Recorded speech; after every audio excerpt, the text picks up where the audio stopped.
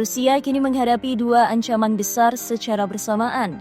Di satu sisi, mereka tengah mengalami krisis demografi serius, kekurangan tenaga kerja, populasi menua, dan angka kelahiran yang merosot. Di sisi lain, drone-drone tempur Ukraina menghujani langit Moskow, memaksa pertahanan udara Rusia bekerja keras hanya untuk menjaga ibu kota tetap aman.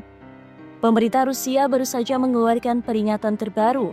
Menteri Tenaga Kerja Anton Kotyakov menyatakan bahwa pada tahun 2030 Rusia akan kekurangan setidaknya 2,4 juta pekerja. Angka ini bukan sekedar spekulasi, ini berdasarkan survei terhadap lebih dari 260.000 perusahaan di seluruh negeri.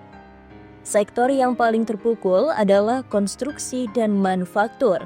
Negara sebesar Rusia sedang menghadapi krisis tenaga kerja layaknya negara kecil yang kehilangan generasi mudanya.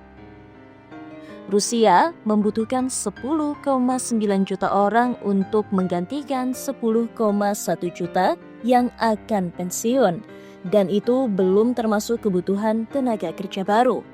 Bagaimana mungkin ini bisa dipenuhi ketika lebih banyak anak muda memilih tak menikah dan tak punya anak? Putin sadar akan bahaya ini. Ia menyebut pertumbuhan penduduk sebagai prioritas nasional.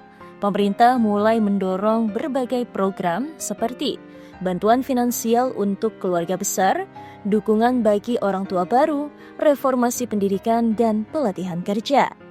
Namun, para pakar seperti Igor Efremov menyebut satu hal penting.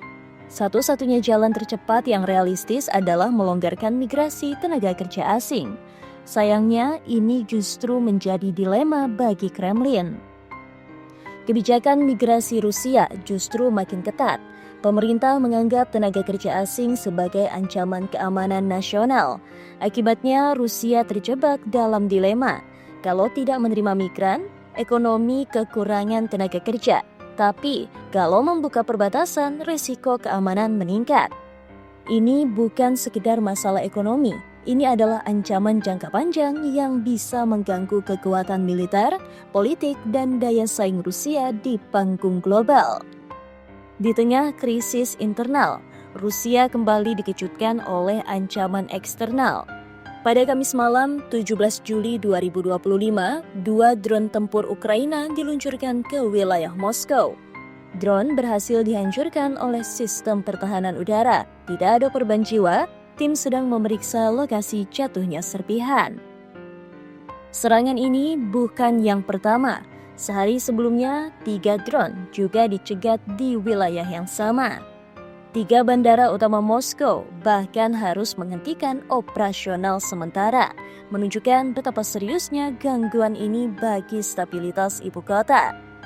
Kementerian Pertahanan Rusia melaporkan bahwa dalam waktu 4 jam, sistem pertahanan mereka telah menghancurkan 46 drone Ukraina. 31 diantaranya jatuh di Bryansk, 10 di Crimea, dan 1 di dalam kota Moskow. Ukraina kini secara konsisten memperluas jangkauan serangannya, bukan hanya ke wilayah perbatasan, tetapi langsung ke jantung Rusia. Dua krisis besar kini menghantam Rusia dari dua arah. Dari dalam, populasi menua dan tenaga kerja makin langka. Dari luar, drone Ukraina menembus jantung pertahanan Moskow.